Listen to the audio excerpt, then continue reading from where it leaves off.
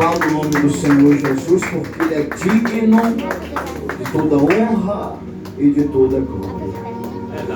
Queridos irmãos, como foi já falado aqui nesta noite, a obra de Deus, ela nunca foi fácil, não será fácil, né?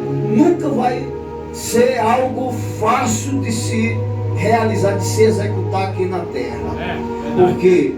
Porque quando se trata de uma vida, né, sabemos que temos adversários espirituais que lutam para que as vidas não reconheçam Jesus como Senhor e Salvador de suas vidas.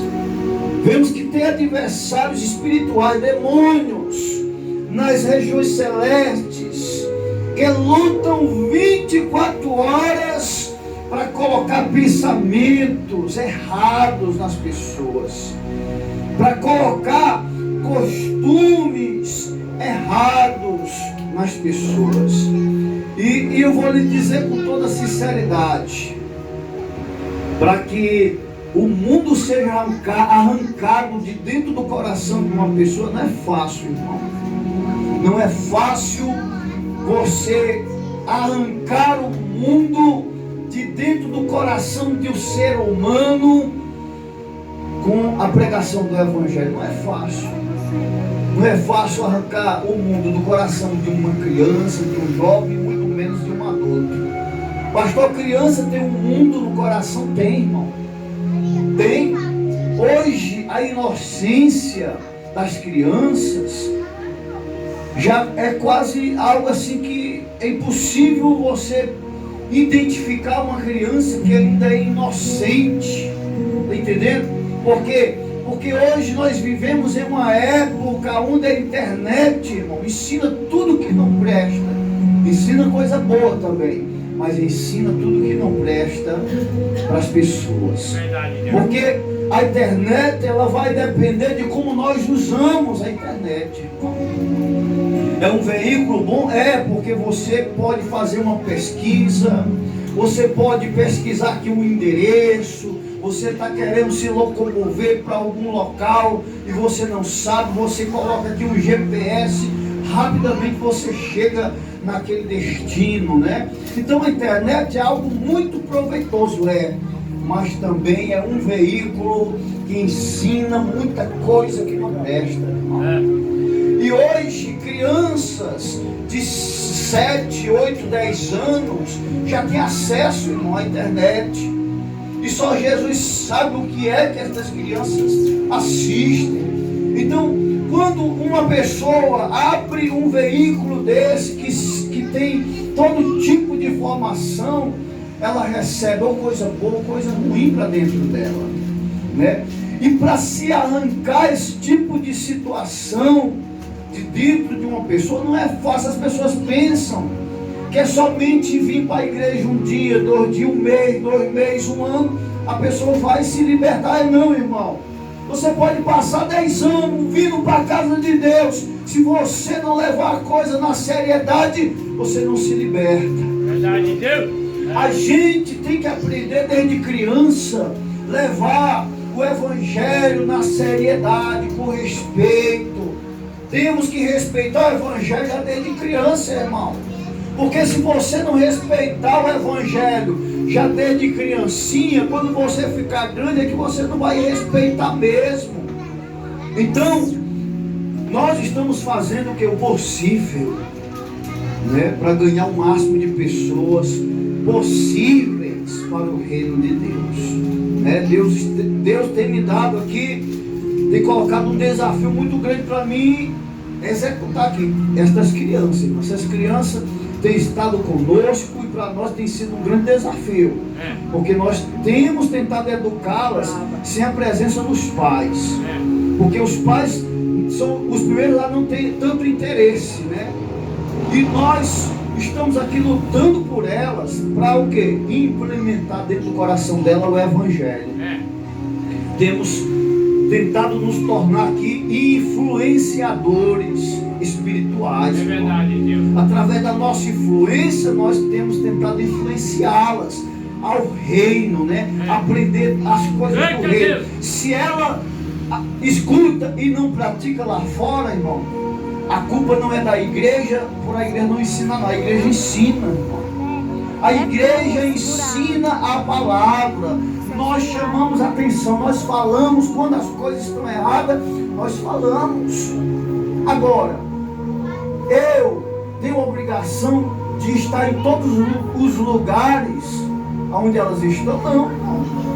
Elas têm liberdade, elas têm que aprender a dar valor ao evangelho aqui, a receber o evangelho e valorizar o evangelho como nós estamos valorizando aqui.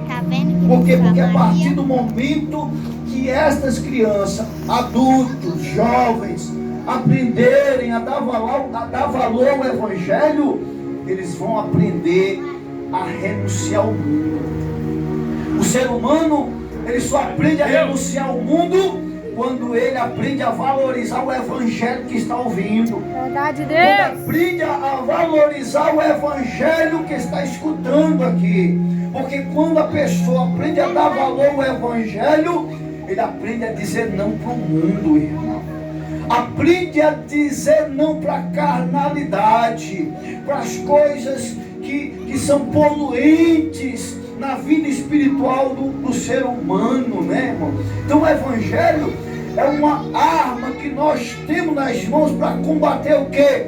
O pecado que fica direto dentro de um ser humano, tentando fazer ele declinar para o mundo, irmão.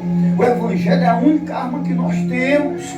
Nós não podemos obrigar ninguém a mudar, mas podemos ensinar a pessoa qual é o caminho certo, qual é o caminho que leva para a vida eterna, qual é o caminho que salva, qual é o caminho que cura, qual é o caminho que liberta. Nós podemos ensinar o caminho, e é o caminho que nós estamos ensinando aqui, o caminho que salva, o caminho que liberta.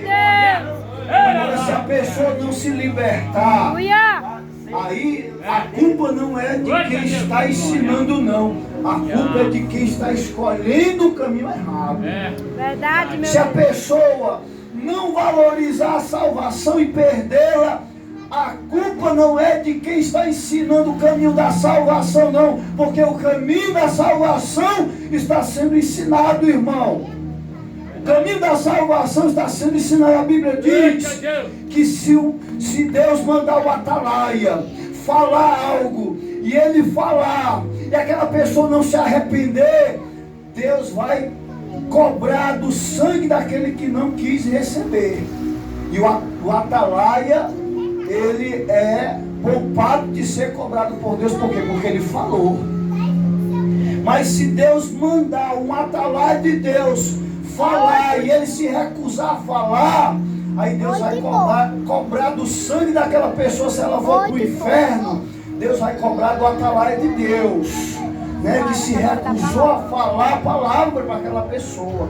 Aí se eu me recusar, eu sou culpado do sangue de qualquer pessoa que for para o inferno, por eu não ter falado o que Deus mandou falar. Mas se eu falar, Deus me conserva como uma pessoa inocente. Por quê? Porque eu estou falando, irmão. Estou pregando, estou ensinando, estou mostrando o caminho que salva, estou mostrando qual é o direcionamento que leva o homem para a vida eterna, irmão. E o confronto espiritual não é pouco, não é pequeno. Porque quando estamos no caminho certo, quando estamos ensinando aquilo que é certo, se levanta tudo que é de perseguição, de situação, para tentar desmotivar a nossa fé. Tudo enquanto se levanta, irmão, para tentar desmotivar a nossa fé, para fazer com que nós venhamos a desistir de ensinar o que é certo, de falar o que é certo. Está entendendo? Porque quando você ensina o que é certo, o Satanás se levanta de todos os lados. Né? Ele sopra do lado da direita, da esquerda, de trás, da frente, de todo lado o diabo tenta se levantar. Mas eu digo para ele com todas as letras, eu não tenho medo do Satanás, eu não tenho medo do diabo, né? Eu digo para ele se levantar, Glória ele vai cair. a Deus. Porque se o diabo se levantar, ele vai cair. Porque maior é o nome de Jesus. O nome de Jesus é Glória mais a Deus. poderoso, mais Aleluia. poder, irmão. A Bíblia diz que o que está em nós Aleluia, é maior meu do que aquilo Deus. que está no mundo. E nós temos que crer nisso, irmão. Temos que crer que aquilo que está em nossa vida é maior do que aquilo que está lá no mundo. Deus nunca precisou de números grandes para dar vitória aos seus pequeninos, não. A Bíblia diz que Gideão estava com 20 mil homens, né? Ou era 30 mil, ou era 40 mil, não lembro bem o número. Eu sei que era a multidão. 32 mil, né? Para Aleluia. lutar contra os midianitas. Né? E a Bíblia diz que Deus começou mandou Gideão mandar voltar os covardes, os medrosos, aqueles que não eram ousados, que não eram corajosos, e mandando voltar, e ficou 300 homens. Aleluia. E a Bíblia diz que Gideão foi para uma batalha com 300 homens, irmão. De 32 mil, olha aí, ó. De 32 mil, Gideão ficou com 300 homens valentes, valorosos, corajosos, cheio de trepidez, cheio de força, da força do Pai de Deus, né? E a Bíblia diz que ele foi enfrentar um exército que a Bíblia diz que não tinha como enumerar, irmão, porque os midianitas cercaram o arraial de todos os lados. Era tanta gente que de longe eles viram aquela grande multidão que eles tinham que enfrentar. Glória a Deus. Aleluia. E a Bíblia diz que Deus deu uma estratégia a ele. Olha, vocês vão de madrugada e vão bater, né, os tambor, outros vão tocar trombeta, e ali de madrugada o povo, os 300 homens que estavam com o Gideão, começaram a bater nos tambores, começaram a tocar trombeta, começaram a glorificar Deus. E aqueles midianitas, que era um grande número, né, eles se desesperaram de madrugada. A Bíblia diz que era um matando o outro, um enfiando a lança, eles mesmos se matando, eles mesmos se ferindo, eles mesmos enfiando a lança um no outro. E a Bíblia diz que morreu aquele grande exército, e dos 300 homens, nenhum foi atingido. Aleluia, Nenhum Deus. soldado que estava com Gideão Aleluia, foi Deus. ferido, porque confiaram em Deus. Porque quando nós confiamos em Deus, nós não precisamos de grandes números, não, irmão. Basta nós confiarmos no Deus de Israel, no Deus que criou o céu e a terra. Basta nós continuarmos confiando no Deus de Israel, porque é Deus que vai nos dar vitória. É Deus que nos dá vitória. A vitória não é proporcionada para nós Aleluia, aleluia, aleluia. através de números, não. A vitória é proporcionada para nós através da nossa confiança em Deus, né? Ou tendo com a casa cheia ou a casa mais esvaziada, é importante que nós venhamos a manter a nossa fé, a nossa confiança em Deus. É importante que nós entendamos que estamos em um campo de batalha, irmão. Estamos enfrentando Aleluia, meu Deus. principados, potestades, demônios, dominadores deste século. Estamos enfrentando espíritos influenciadores que influenciam os homens ao pecado. Fica aqui, ó, naquela E esses cadeira. demônios, eles não querem largar não as vítimas deles, não, irmão. Demônio que está influenciando o cara a usar droga, a beber cachaça, a se prostituir. Esse demônio não quer largar facilmente esta pessoa, não. É importante que haja uma batalha em oração, em consagração, em jejum. A Bíblia diz que é orando em todo tempo, para que eles larguem as vítimas que eles estão oprimindo. E quando a igreja começar a orar, a consagrar, a levar a coisa mesmo com uma seriedade mais profunda, os demônios não suportam a presença de Deus que desce. Quando a presença de Deus começa a descer, quando você começa a clamar e a presença de Deus começa a descer, os demônios começam a se desesperar e vão largando as vítimas. Porque aquele que vive no pecado é uma vítima de Satanás, irmão. Aquele que é um usuário de drogas, ele é uma vítima de Satanás. Aquela pessoa que é viciada na cachaça é uma vítima de Satanás. O diabo ele amarra, aprisiona e coloca um engano na mente dele que ele é livre. Livre o que? Livre sou eu, irmão, que uso se eu quiser. Tenho liberdade para dizer sim ou não para aquilo que eles vivem aprisionados. Eu sou livre, mas a pessoa que vive debaixo de um vício é um prisioneiro do diabo, irmão. É um prisioneiro do diabo. Eu desafio qualquer pessoa que viva nesta vida dizer que é livre para mim. E eu digo para ela, olha, pois então diga não para as drogas, diga não para o cigarro, diga não para a bebida. Você consegue deixar isso de lado e viver sua vida sem precisar dessas coisas? Aí eu quero saber se ele é livre, se ele conseguir dizer não. Aí se ele conseguir dizer não, ele de fato é uma pessoa livre. Porque somente quem tem liberdade tem o poder de decidir, irmão, que tem de fato o livre-arbítrio. O livre-arbítrio está na vida daqueles que têm poder para escolher, para decidir, para dizer o sim ou não. Esses têm livre-arbítrio. Mas quem não tem poder para dizer não para uma coisa que está destruindo ele, essa pessoa não tem mais livre-arbítrio não, irmão, é um prisioneiro. Então quando nós oramos e que pedimos para Deus libertar pessoas nessas condições, os demônios que aprisionam, eles não querem largar, não querem deixar essas pessoas, e muitas das vezes nos confronta, por quê? Porque ele vê que você está clamando para Deus libertar.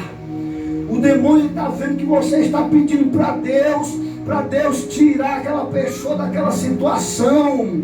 Por quê? Porque aquela situação é uma situação opressora, é uma situação que cega, que oprime.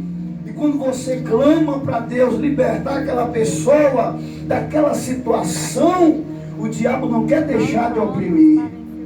O diabo não quer deixar de mão aquela situação. É por isso que é difícil ganhar uma vida. Por isso que é difícil, irmão.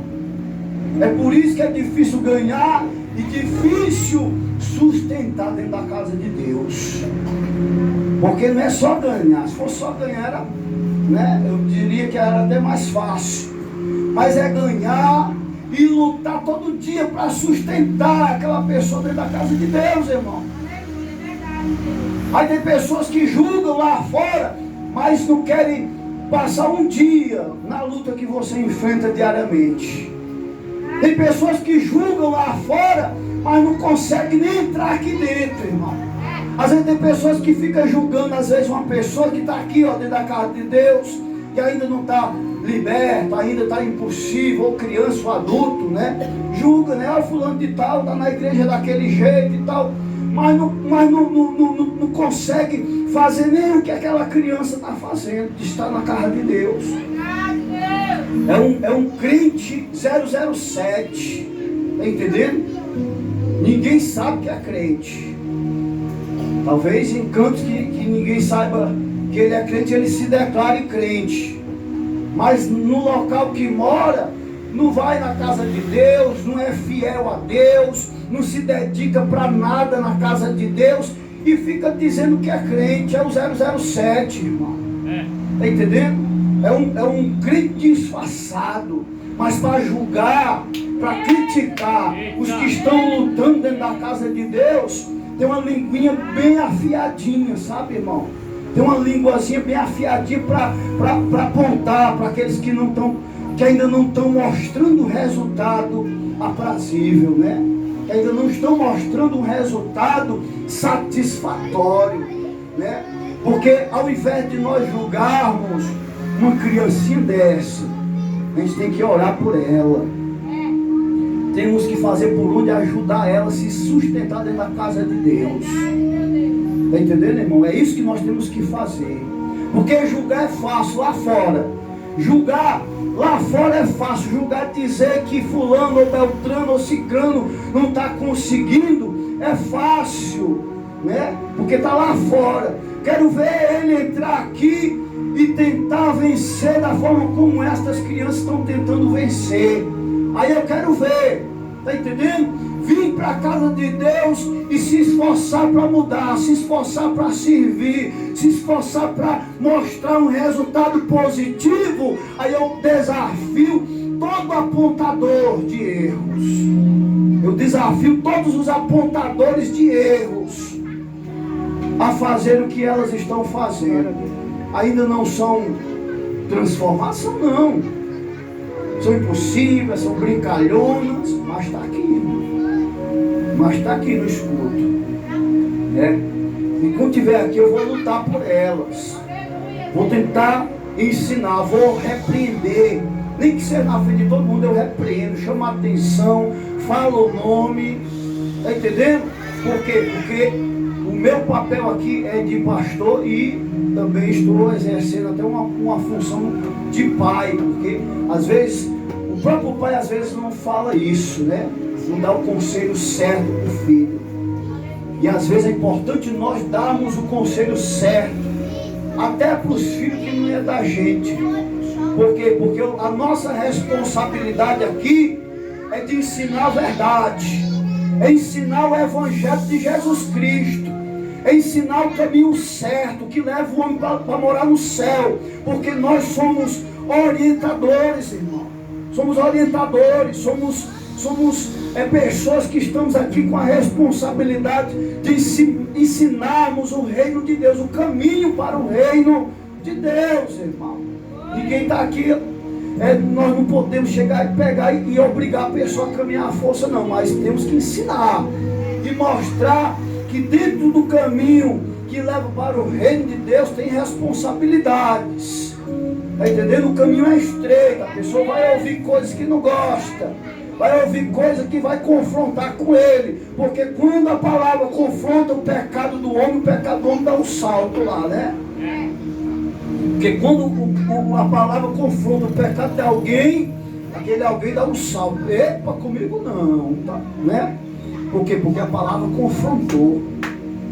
Porque para aquela pessoa ser liberta, a palavra tem que confrontar ela mesma.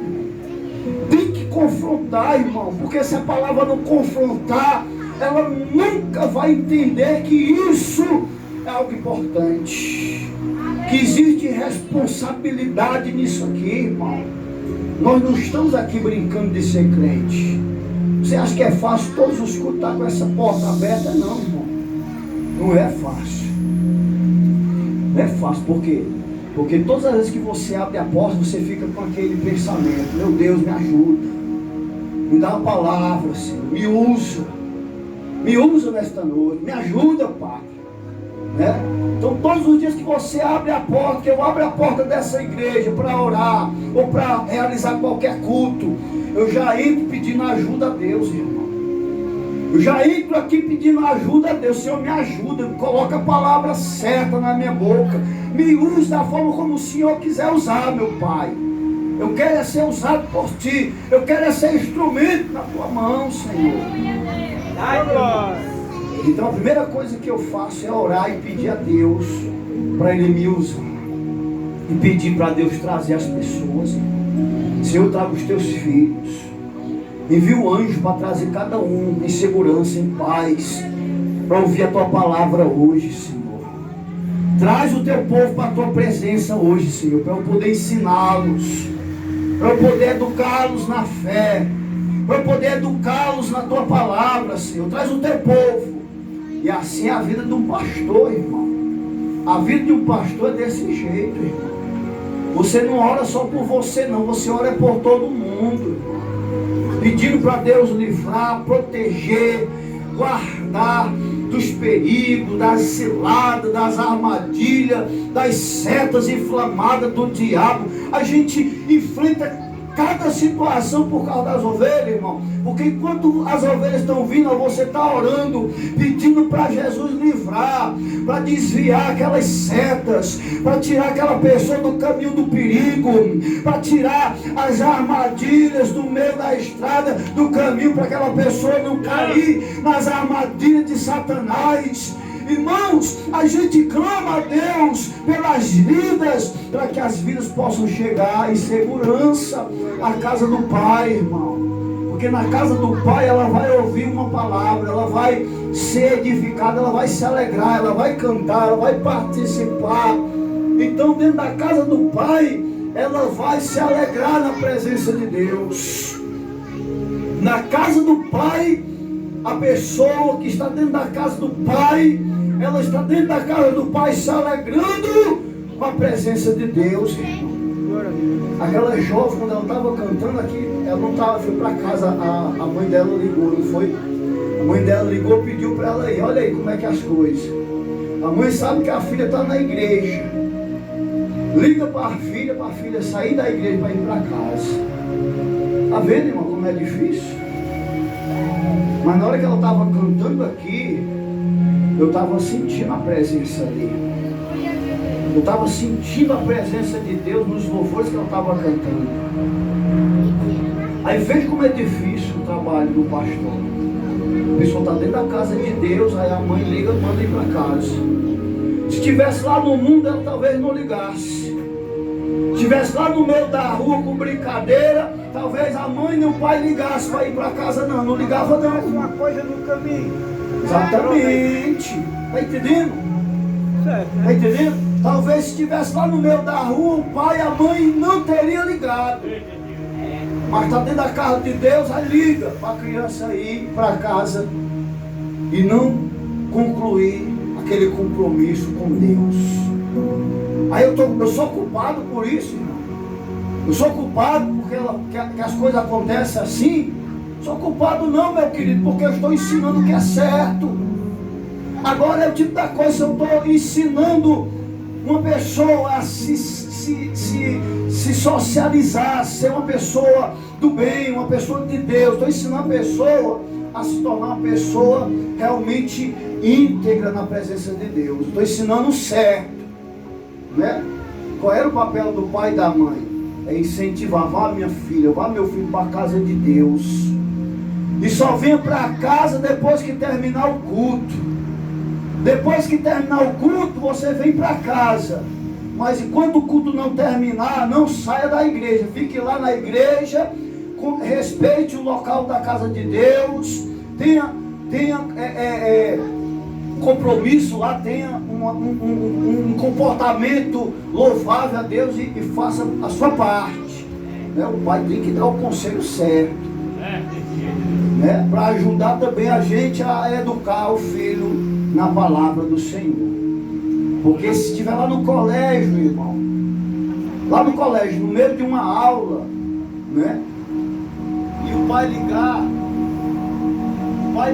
o filho, o professor não deixa o filho ir para casa não, vai terminar a aula não, deixa Não dá falta. Lá no colégio, o filho vai assistir a aula até enquanto o professor estiver ensinando. Enquanto o professor estiver ensinando, o filho está lá. Eu tenho certeza, se o pai disser assim, ó meu filho, larga essa aula aí no meio da aula e venha para casa, eu tenho certeza que aquela criança não sai do colégio. Não sai. E às vezes não liga porque sabe que o colégio não vai aceitar. E respeita mais o colégio do que a casa de Deus. Então, queridos, eu estou falando isso porque é verdade. Porque acontece. São as dificuldades que enfrentamos para manter uma vida dentro da casa de Deus. Enfrentamos esse tipo de situação. Né? Fazemos o que podemos fazer. Porque nós só temos poder para fazer o possível. O impossível só Deus faz. Mas enquanto Deus me der força, enquanto Deus me der graça, eu vou fazer o que cabe a mim fazer, irmão. Se vai vir 10, 20 crianças e vai encher, aí é Deus que sabe, irmão. Se vai vir menos, também é Deus quem sabe. Eu vou ensinar quem estiver aqui. Quem estiver aqui vai aprender, vai ouvir a palavra, vai ser instruído na palavra, vai ser educado na palavra. Por quê? Porque estamos depositando, né, uma parte do nosso tempo para isso, irmão. Hoje, de tardezinha, eu ia para o trabalho, me deu uma dor de cabeça forte, irmão. Forte.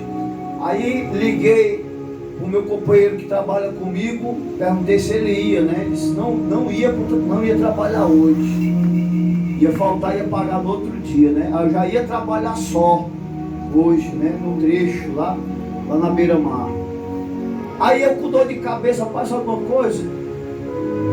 Eu lá vou trabalhar sozinho hoje e com dor de cabeça. Vou já descer lá embaixo, vou ajeitar a igreja, limpar a igreja, arrumar a igreja para o culto e vou para a casa de Deus. Deixei de trabalhar para ficar hoje no culto, né? Por quê, irmão? Porque tem momentos que eu acredito que Deus esteja chamando a gente para alguma coisa, porque às vezes é preciso a presença do pastor, né? Em algumas ocasiões. E Deus, olha meu filho, eu quero você aqui. Acredito que a dor de cabeça seja até Deus tenha colocado, porque depois que eu limpei a igreja, a dor de cabeça sumiu. É um livramento. Poderia ser um livramento, né? E aquela dor de cabeça veio depois que eu limpei a igreja, que era umas 5 e pouco, que não dava mais tempo eu ir, né?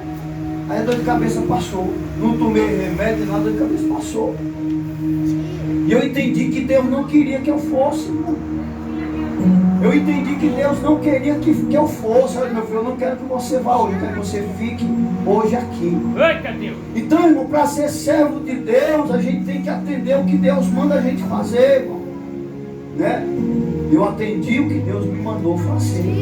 Estou aqui juntamente com os irmãos, me alegrando na presença de Deus. Estou aqui trazendo esta palavra, que não é para os irmãos, é para todos nós, para mim, em primeiro lugar é para mim. Porque eu sou o primeiro a receber a palavra, irmão. Eu sou o primeiro a receber a palavra que eu prego. Então a palavra de Deus não é para os irmãos, é para todos nós, é para a igreja inteira, é para mim, é para vocês, é para todo mundo. Porque a palavra de Deus, ela vem para todos da casa. Todos que estão na casa, né? Então, queridos, nós enfrentamos algo tremendo, terrível, né? A Bíblia fala, olha, que é importante nós nos revertirmos. A Bíblia manda nós nos revertirmos com a armadura. Olha, você acha que se não fosse uma coisa séria, a armadura, você vestir uma armadura? Você acha que se o que você está fazendo para Deus não fosse um negócio importante, se não fosse haver confronto, Deus iria mandar você vestir uma armadura?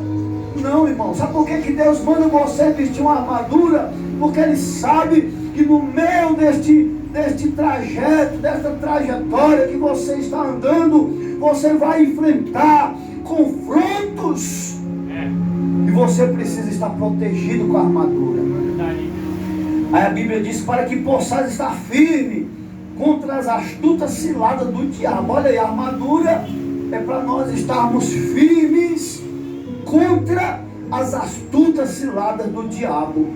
Porque não temos que lutar contra carne e sangue, mas sim contra os principados, contra as potestades, contra os príncipes das trevas desse século, contra as hostes espirituais da maldade nos lugares celestiais. É pouco? Olha aí o que você vai enfrentar. Olha aí o que você tem que enfrentar. Não é só um adversário não. Olha aí, ó, quantos ele cita aqui, ó. Ele cita principados, Ó, potestades, príncipes das trevas, hortes espirituais da maldade nos lugares celestiais. São hierarquias espirituais. São hierarquias pesadas que estão acima desses demôniozinhos fraquinhos que estão aqui, irmão. Esses demôniozinhos que aparecem na macumba, né? Esses fraquinhos, que você dá um sopro nele, ele cai lá do outro lado da rua. Esses aí são fraquinhos, irmão. Esse aí você dá um tapa no peito dele, ele cai lá do outro lado e morre, vai para o inferno. Os espíritos que se manifestam no corpo das pessoas, esses são os mais fracos. Os mais fortes não incorporam no corpo de uma pessoa, não. Os mais fortes ficam só comandando lá, olha, lá do céu. Fica só dando ordem desses demôniozinhos que influenciam a pessoa a usar bebida, a usar drogas, a se prostituir. Eles ficam só no comandando. Esses são os mais fortes. E que a gente tem que enfrentá-los também em oração. Temos que enfrentá-los em oração. Porque se não houver oração, você não fez. A Bíblia diz que as portas do inferno não poderão prevalecer contra a igreja do Senhor. Mas é uma igreja que está orando, é uma igreja que está consagrando, uma igreja que vive em consagração e oração.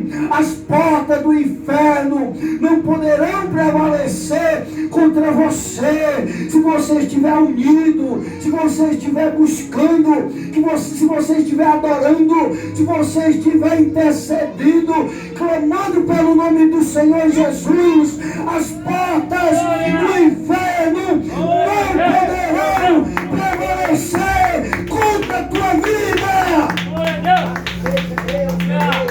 Não poderão prevalecer contra a tua vida se você estiver buscando a presença do Altíssimo Deus. Aí esses demônios não terão influências aqui, irmão. Se a igreja estiver buscando esses demônios lá, potestade, principados, príncipe das trevas, hortes espirituais, esses demônios perigosos que estão lá no ar, eles não terão influência aqui. E as vidas que estão aqui, os demônios fraquinhos, terão que soltá-las. Terão que soltá-las. Oh, glória! E quando elas soltar, quando os demônios soltar estas vidas, os olhos dela vão se abrir. O entendimento dela vai compreender o Evangelho. Ela vai compreender a importância de estar na casa de Deus. Ela vai ver a importância de se buscar a presença de Deus. E vai procurar a casa de Deus. Porque ela foi liberta, né? O demônio soltou, irmão. E a igreja tem que abraçar, irmão. Tem que acolher. Tem que fazer por onde sustentar esta pessoa dentro da casa de Deus. Tem que fazer por onde sustentar esta vida dentro da presença de Deus, fazendo com que ela seja uma pessoa frequente nos cultos, para poder aprender a se proteger também, como nós estamos hoje nos protegendo. Porque da forma como você hoje sabe se proteger, você tem que ensinar as pessoas que entrarão na casa de Deus a se proteger também, da forma como você se protege. Você tem que ensinar, irmão. E aí, irmão, quando você ensina a pessoa a se proteger, o diabo não tem mais poder sobre ela. E a Bíblia diz que as coisas velhas se passaram, agora tudo se fez novo. Tudo se faz novo na vida desta pessoa, quando ela aprende a se proteger contra as astutas ciladas do diabo. Quando ela aprende a se revertir, quando ela aprende a vestir a armadura, quando ela aprende a guerrear, irmão. Ela tem que aprender, nós temos que ensinar as pessoas aprender a se vestir com a armadura, a guerrear contra o mal também, irmão. Para que o diabo a cada dia vá perdendo e o reino de Deus vá ganhando, irmão. O inferno precisa esvaziar e o céu encher. O céu precisa encher. Mas para o céu encher é importante que eu e você, nós, possamos fazer a nossa parte aqui na terra. Uma das primeiras coisas é nós andarmos unidos. Porque unidos nós somos mais fortes. E depois andarmos em intercessão, em oração, em consagração, nos fortalecendo no Senhor a cada dia. Porque cada dia que você ora, que você busca, você se fortalece no Senhor. E quanto mais fortalecido no Senhor, mais você terá capacidades para resgatar outras pessoas e trazê-las para onde você está. E trazê-las para a presença de Deus, para a casa de Deus. E assim, irmão, todos nós fazendo isso, muitas vidas serão resgatadas, muitas vidas serão libertas, muitas vidas serão curadas, não só no físico, mas no espiritual também. Porque existem doenças no físico da gente, né? No corpo. Mas também existem muitas enfermidades no nosso espiritual, né? E é preciso o sangue de Jesus ser derramado sobre a nossa vida todo dia, para nós sermos sarados, curados, restaurados para a glória do Senhor Jesus. Amém? Quantos creem assim, digam amém. Aplaudam o Senhor Jesus. Glorifiquem o nome do Senhor Jesus. Glória a Deus. Vamos